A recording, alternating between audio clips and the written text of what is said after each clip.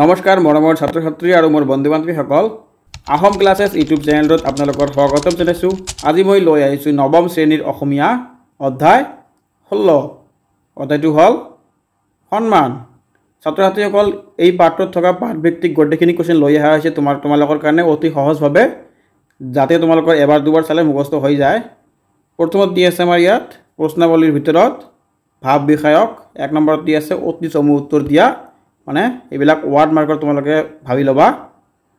ক নম্বৰত দি আছে আমাৰ ইয়াত অধিকাৰ আৰু শাসনকৰ্তা নথকা দেশ এখনে কেনেকুৱা আচৰণ কৰে। ছাত্ৰ ছাত্ৰীসকল এইটো খুবেই সহজ কোৱেশ্যন, তোমালোকে এবাৰ চালে হৈ যাব।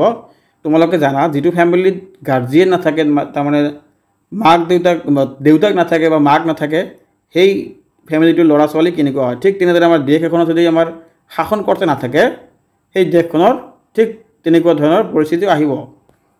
অধিকাৰ আৰু শাসনকৰ্তা নথকা দেশ এখনত মানুহে সপ্ৰধান হৈ আপোনাৰ ইচ্ছাৰ দৰে আচৰণ কৰে। তাৰপিছত খ নম্বৰত দিয়া আছে ছাত্ৰৰে শিক্ষকৰ ধাৰ গুচাব পাৰেনে, মানে ছাত্ৰই শিক্ষকৰ ধাৰ গুচাব পাৰেনে। এইটো খুবেই ইম্পৰ্টেণ্ট, তোমালোকে চাই ল'বা। ছাত্ৰৰে শিক্ষকৰ ধাৰ গুচাব নোৱাৰে। ছাত্ৰই কেতিয়া শিক্ষকৰ ধাৰ গুচাব নোৱাৰে। তাৰপিছত গ নম্বৰত দিয়া আছে তেওঁ দেৱতাৰো দেৱতা, বিধাতাৰো বিধাতা, ৰজাৰো ৰজা, তেওঁ কোন। উত্তৰ ৰজা, তেওঁ দেৱতাৰো দেৱতা, বিধাতাৰো বিধাতা, ৰজাৰ ৰজা। ইয়াত তেওঁ বুলি ঈশ্বৰক বুজাইছে। তাৰপিছত ঘ নম্বৰত দিয়া আছে হেমচন্দ্ৰ বৰুৱা কোনজন কাকতৰ সম্পাদক আছিল। উত্তৰ হেমচন্দ্ৰ বৰুৱা আসাম নিউজ কাকতৰ সম্পাদক আছিল। 9 নম্বৰত দিয়া আছে হেমকোষ কি। হেমকোষ হৈছে অসমীয়া ভাষাৰ প্ৰথম ব্যুৎপত্তিগত অভিধান। তাৰপিছত 6 নম্বৰত দিয়া আছে কানিয়াই কীৰ্তনৰ ৰচক কোন। এইটো খুবেই ইম্পৰ্টেণ্ট, 1 মাৰ্কৰ আহিব পাৰে তোমালোকৰ। কানিয়াই কীৰ্তনৰ ৰচক হ'ল হেমচন্দ্ৰ বৰুৱা। 2 নম্বৰত দিয়া আছে আমাৰ ইয়াত ঈশ্বৰৰ পাছতে পিতৃ মাতৃ আমাৰ মাননীয় কথাষাৰ বুজাই লিখা। উত্তৰ দি আছে আমাৰ এই সমাজত এজনে আনজনৰ প্ৰতি দেখুওৱা আদৰ বা শ্ৰদ্ধাই হৈছে সন্মান।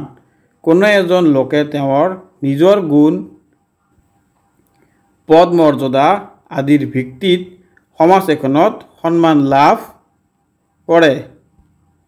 আমাৰ পাঠ্যপুথিত অন্তৰ্গত সন্মান প্ৰাপ্তিৰ প্ৰকৃত সন্মানৰ ৰাত্ৰ কোন।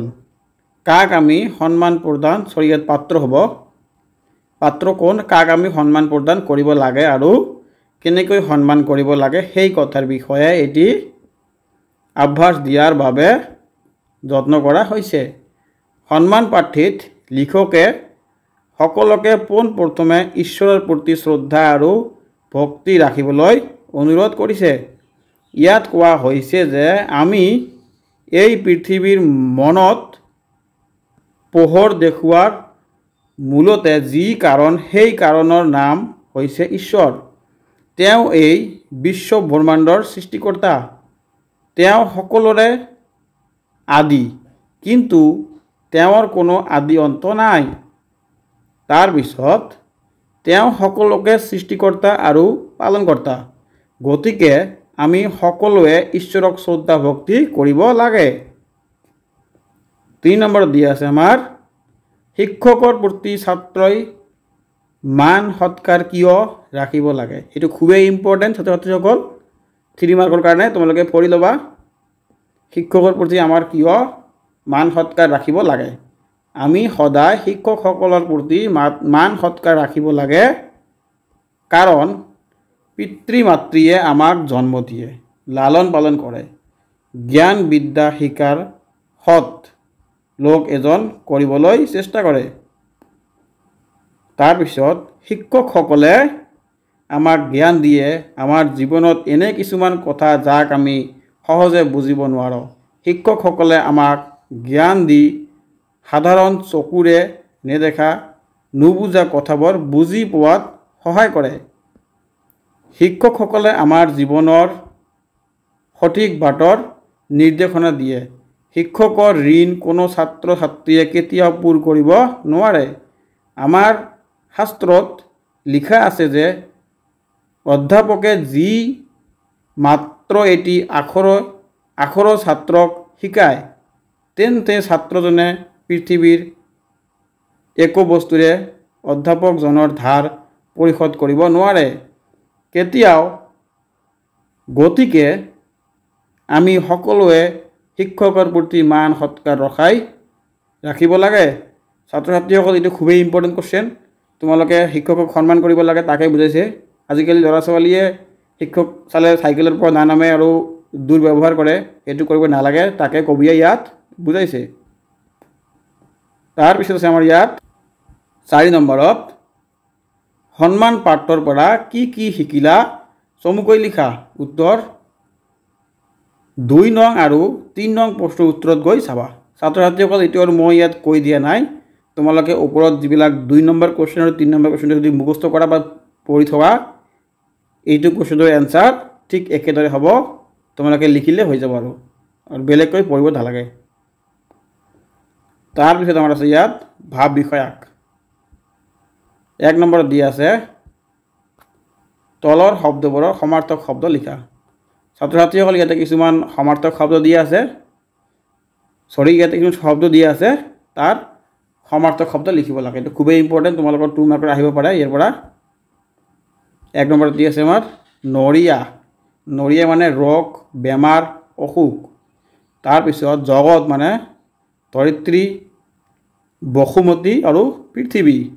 তাৰপিছত লোতক মানে চকু পানী, চকুলো আৰু অশ্ৰু।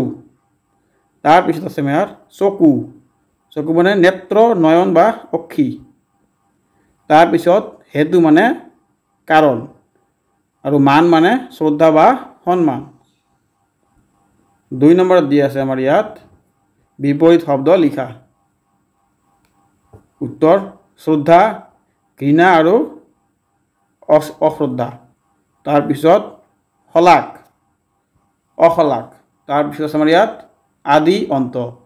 দুষ্ট, শান্ত বা সৎ। জ্যেষ্ঠ মানে কনিষ্ঠ আৰু ন্যায় মানে অন্যায়। ছাত্ৰ ছাত্ৰীসকল তোমালোকক যদি ভিডিঅ'টো ভাল লাগিছে এই আহোম ক্লাছেছ ইউটিউব চেনেলটো ছাবস্ক্ৰাইব কৰি ৰাখিব, পাৰিলে কমেণ্ট কৰিব, লাইক কৰিব। আৰু যদি এনেকুৱা ধৰণৰ কিবা ভিডিঅ' লাগে তোমালোকক বা কিবা কুৱেশ্যনৰ এনচাৰ লাগে তোমালোকে বুজি নোপোৱা মোক কমেণ্ট কৰি জনাব, মই তোমালোকক দি দিম। অতিৰিক্ত প্ৰশ্নৰ উত্তৰ দি আছে কেইটামান, এইবিলাক তোমাৰ প্ৰশ্নৱলীত নাই, মই অতিৰিক্ত লৈ আহিছোঁ, মানে এক্সট্ৰা লৈ আহিছোঁ তোমালোকৰ কাৰণে, সুবিধাৰ কাৰণে, তোমালোকে চাই ল'বা। 1 নম্বৰত দি আছে সন্মান পাঠটিত হেমচন্দ্ৰ বৰুৱাৰ কোনখন পুথিৰ পৰা লোৱা হৈছে। সন্মান পাঠটি হেমচন্দ্ৰৰ কোনখন পুথিৰ পৰা লোৱা হৈছে। ইয়াৰ উত্তৰটো হ'ব সন্মান পাঠটি হেমচন্দ্ৰ বৰুৱাৰ পাঠমালা পুথিৰ পৰা লোৱা হৈছে। তাৰপিছত আছে আমাৰ ইয়াত 2 নম্বৰত হেমচন্দ্ৰ বৰুৱাৰ ৰচনা কৰা এখন ব্যাকৰণ পুথিৰ নাম লিখা। ইয়াৰ উত্তৰত দিয়া আছে হেমচন্দ্ৰ বৰুৱাই ৰচনা কৰা এখন ব্যাকৰণ পুথিৰ নাম হ'ল অসমীয়া ব্যাকৰণ। 3 নম্বৰত দিয়া আছে কোনসকল লোকক কবিয়ে সন্মানৰ পাত্ৰ বুলি কৈছে। ইয়াৰ উত্তৰটো হ'ব ঈশ্বৰ, পিতৃ মাতৃ, শিক্ষক, দেশৰ অধিকাৰ আৰু বুঢ়া লোক, সেইসকল লোকক কবিয়ে সন্মানৰ পাত্ৰ বুলি কৈছে। 4 নম্বৰত দিয়া আছে ঈশ্বৰৰ আদি অন্ত আছেনে। ঈশ্বৰৰ আদি অন্ত নাই। 5 নম্বৰত দিয়া আছে সকলোৱে কাক ভক্তি কৰা উচিত। সকলোৱে ভগৱানক ভক্তি কৰা উচিত। 6 নম্বৰত দিছে আমাৰ ইয়াত কাৰ অনুগ্ৰহত ছাত্ৰৰ জ্ঞানৰ চকু মুকলি হয়। উত্তৰ দি আছে শিক্ষকৰ অনুগ্ৰহত ছাত্ৰৰ জ্ঞানৰ চকু মুকলি হয়। 7 নম্বৰত দি আছে আমাৰ ইয়াত কবিয়ে আমি ধনী, মানি আৰু যশস্বী হ'লে কাৰ আনন্দৰ সীমা নথকাৰ কথা কৈছে উত্তৰ দি আছে আমাৰ ইয়াত কবিয়ে আমি ধনী মানি আৰু যশস্বী হ'লে আমাৰ পিতৃ মাতৃৰ আনন্দৰ সীমা নথকা বুলি কৈছে 8 নম্বৰত দি আছে অধিকাৰ নথকা দেশৰ অস্থিৰতাৰ কিহৰ লগত তুলনা কৰিব পাৰি উত্তৰ দি আছে আমাৰ ইয়াত ধুমুহাৰ বতাহত গৰিয়াল নথকা নাৱৰ অস্তিত্বৰ কথা অধিকাৰ নথকা দেশৰ অস্তিত্বৰ কথাৰ লগত তুলনা কৰিব পাৰি